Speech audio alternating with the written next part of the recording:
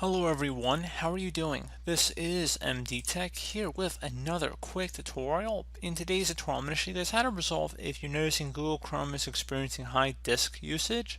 So while Google Chrome, in my view, and many others' view, is by no means a light browser, it certainly should not be exceptionally slow, and it really should not be slowing down your system performance that greatly, especially as the software has improved over the years and computers have gotten faster. So in today's tutorial, I'm going to show you guys a couple causes for potential issues you might be having with memory usage and how to hopefully go about resolving them.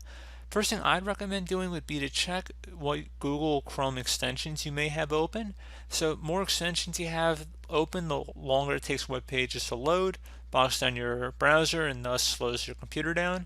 So in order to check your extension, you would just go ahead and select the menu icon near the top right corner of the browser, and then select More Tools, and then you would select Extensions.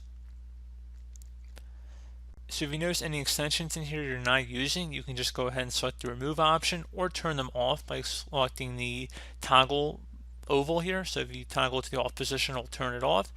And basically what turning it off means it's not going to be running in the background, which means it should hopefully speed up your browsing experience.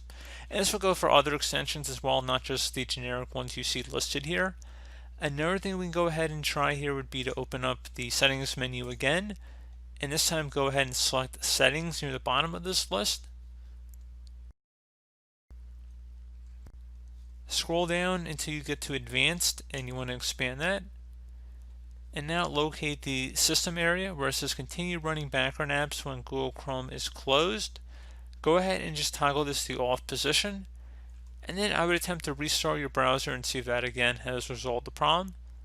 So once you're done with that, with it just closing out of here, restart your computer and see if that has hopefully sped up Google Chrome a little bit for you guys. So as always, thank you guys for watching. Do hope I was able to help you out, and I do look forward to catching you all in the next tutorial. Goodbye.